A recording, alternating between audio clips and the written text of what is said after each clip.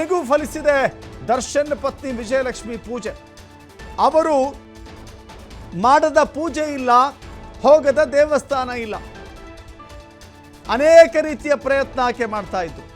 ಜಾಮೀನಿಗಾಗಿ ಅನೇಕ ದೇಗುಲಗಳಿಗೆ ಭೇಟಿ ನೀಡಿದ್ರು.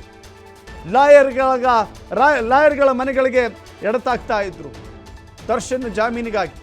ಅಸ್ಸಾಂನ ಕಾಮಾಖ್ಯ ದೇಗುಲಕ್ಕೂ ಕೂಡ ವಿಜಯಲಕ್ಷ್ಮಿ ಹೋಗಿದ್ರು.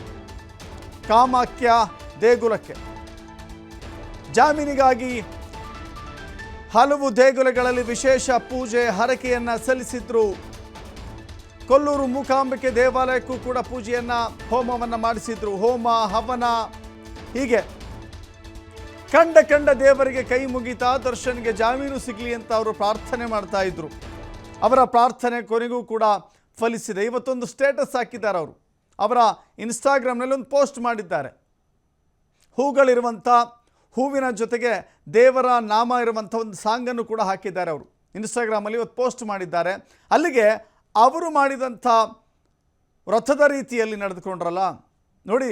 ದರ್ಶನ್ಗೆ ಈಗ ಮೋಸ್ಟ್ಲಿ ಎಲ್ಲವೂ ಕೂಡ ಪರಿಜ್ಞಾನಕ್ಕೆ ಬರುತ್ತೆ ಅಂತ ಕಾಣಿಸುತ್ತೆ. ಕೊನೆಗೆ ಹೆಂಡತಿಯೇ ಅತ್ಯಂತ ಹೆಚ್ಚಿನ ಮುತುವರ್ಜಿ ವಹಿಸಿ, ಕಾಳಜಿಯನ್ನು ವಹಿಸಿ, ಬೇಲ್ ತೆಗೆದುಕೊಳ್ಳುವ ವಿಚಾರದಿಂದ ಹಿಡಿದು ಅವರ ಆರೋಗ್ಯದವರೆಗೂ ಕೂಡ ದರ್ಶನ್ ಆರೋಗ್ಯ, ದರ್ಶನ್ನ ಸುಖವಾಗಿರಬೇಕು, ದರ್ಶನ್ಗೆ ಯಾವುದೇ ರೀತಿ ತೊಂದರೆ ಆಗಬಾರ್ದು, ಪತಿಯ ಆರೋಗ್ಯದಲ್ಲೂ ಕೂಡ ಹೆಚ್ಚು ಕಮ್ಮಿ ಆಗಬಾರ್ದು, ಬೇಗ ಜಾಮೀನು ಸಿಗಬೇಕು ಅಂತ ಹೇಳಿ ಎಷ್ಟೆಲ್ಲ ಕಷ್ಟಪಟ್ಟರು ಅವರು. ಇಡೀ ರಾಜ್ಯ ಗಮನಿಸಿದ ವಿಜಯಲಕ್ಷ್ಮಿಯವರ ಪೂಜೆಗಳನ್ನು, ವಿಜಯಲಕ್ಷ್ಮಿಯವರ ಶ್ರಮವನ್ನು. ದೇವರಿಗೆ ಕೈ ಮುಗಿತಾ ಹೋಮ ಹವನ ಮಾಡಿಸ್ತಾ ಪೂಜೆ ಮಾಡ್ತಾ ಸುಮ್ಮನೆ ಕೂತ್ಕೊಳ್ಳಿಲ್ಲ. ಜಾಮೀನಿಗಾಗಿ ಏನೆಲ್ಲ ವ್ಯವಸ್ಥೆಗಳನ್ನು ಮಾಡಬೇಕೋ ಆ ಎಲ್ಲ ವ್ಯವಸ್ಥೆಗಳ ಹೋರಾಟದಲ್ಲಿ ವಿಜಯಲಕ್ಷ್ಮಿಯವರ ಪಾತ್ರದ ಹೊರತಾಗಿ ಬೇರೆ ಯಾರ್ದು ಇರಲಿಕ್ಕೆ ಸಾಧ್ಯವೇ ಇಲ್ಲ. ಲಾಯರ್ಗಳನ್ನು ಭೇಟಿ ಮಾಡಿದ್ರು, ಮನವಿ ಮಾಡ್ಕೊಳ್ತಾ ಇದ್ರು. ಯಾವ ರೀತಿ ಜಾಮೀನನ್ನು ಪಡೆದುಕೊಳ್ಬೇಕು ಎನ್ನುವ ವಿಚಾರದಲ್ಲಿ ಜಾಮೀನನ್ನು ದಯವಿಟ್ಟು ಕೊಡಿಸಿ ಅಂತ ಹೇಳಿ ಅಂಗಲಾಸ್ತಾ ಇದ್ರು ಅವರು. ಇನ್ನೊಂದು ಕಡೆ ಮೊದಲು ದರ್ಶನ್ ಅರೆಸ್ಟ್ ಆಗಿ ಪರಪ್ಪನ ಅಗ್ರಹಾರ ಜೈಲಿಗೆ ಹೋದಾಗ ಪ್ರತಿನಿತ್ಯವೂ ಕೂಡ ಅವರಿಗೆ ಏನು ಬೇಕು ಬೇಡ ಪ್ರತಿಯೊಂದನ್ನು ಕೂಡ ಕೇಳಿದಂಥವರು ವಿಜಯಲಕ್ಷ್ಮಿ. ಒಬ್ಬ ಪತ್ನಿಯಾಗಿ ಪತಿಗೆ ಬೇಕಾದಂಥ ಒಂದು ಮಾನಸಿಕ ಸ್ಥೈರ್ಯವನ್ನು ತುಂಬಿದಂಥವರು ವಿಜಯಲಕ್ಷ್ಮಿ. ಕೇವಲ ಅವರಿಗೆ ಬೇಕು ಬೇಡಗಳನ್ನು ಪೂರೈಕೆ ಮಾಡಿದ್ದಲ್ಲ, ಅವರ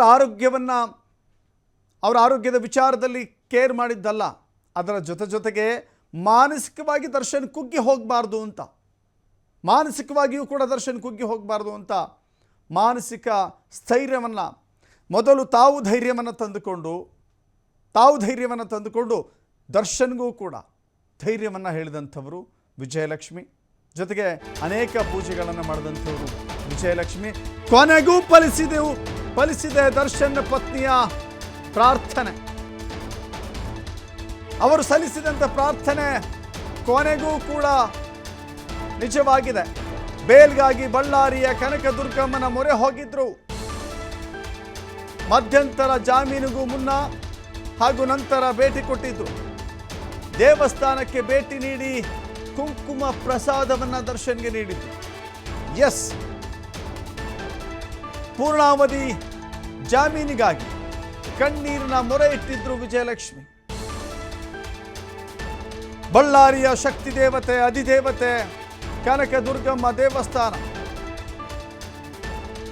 ದರ್ಶನ್ಗೆ ಬೇಲ್ ಸಿಗುವಂತೆ 4 ಬಾರಿ ದುರ್ಗಮ್ಮನ ಸನ್ನಿಧಿಯಲ್ಲಿ ಪೂಜೆಯನ್ನು ಸಲ್ಲಿಕೆ ಮಾಡಿದ್ರು.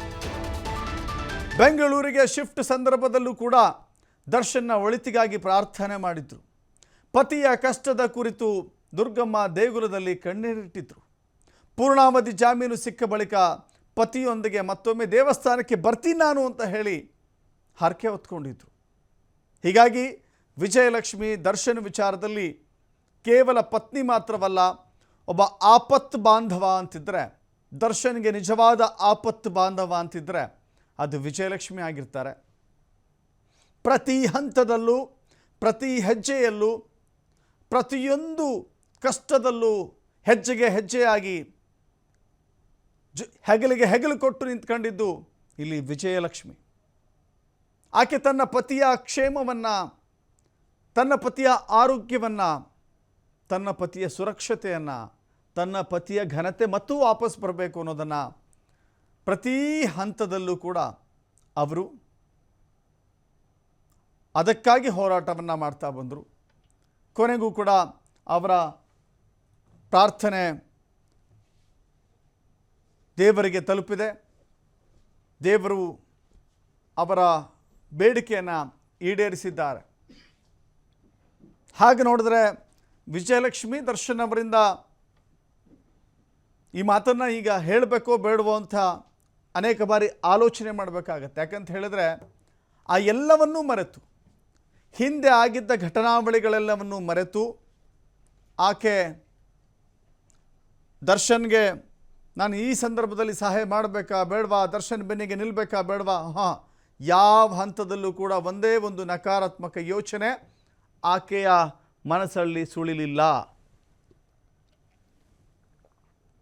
ನೋಡ್ತಾ ಇದ್ದೀರಿ ಪೋಸ್ಟ್, ಇದು ಕೈಯಲ್ಲಿ ಹೂಗಳಿರುವಂಥ ಪೋಸ್ಟ್, ಇದು ಎಡಭಾಗದಲ್ಲಿ ನೋಡ್ತಾ ಇರುವಂಥ ದೃಶ್ಯ. ವಿಜಯಲಕ್ಷ್ಮಿ ತಮ್ಮ ಇನ್ಸ್ಟಾಗ್ರಾಮ್ ಪೇಜ್ನಲ್ಲಿ ಪೋಸ್ಟ್ ಮಾಡಿಕೊಂಡಿದ್ದಾರೆ.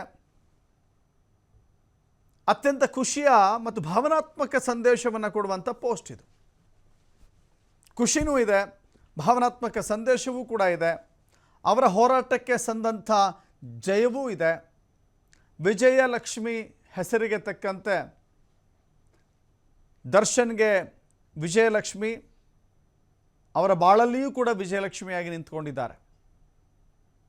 ದರ್ಶನ್ ಮತ್ತು ವಿಜಯಲಕ್ಷ್ಮಿ ದಾಂಪತ್ಯದಲ್ಲಿ ಕೊಂಚ ಬಿರುಕು, ಗಲಾಟೆ, ಗದ್ದಲ, ಪೊಲೀಸ್ ಸ್ಟೇಷನ್ನು, ಕೋರ್ಟು, ಜೈಲು, ಹೀಗೆ ಅವರ ದಾಂಪತ್ಯ ಜೀವನ ಏರಿಳಿತದ ಮಧ್ಯೆ, ದಾಂಪತ್ಯ ಜೀವನದ ಕೆಲವೊಂದು ಸಂಘರ್ಷದ ಮಧ್ಯೆಯೂ ಕೂಡ ಆಕೆ ಯಾವತ್ತೂ ಎದೆಗುಂದಲಿಲ್ಲ, ಯಾವತ್ತೂ ಆಲೋಚನೆ ಮಾಡಲಿಲ್ಲ.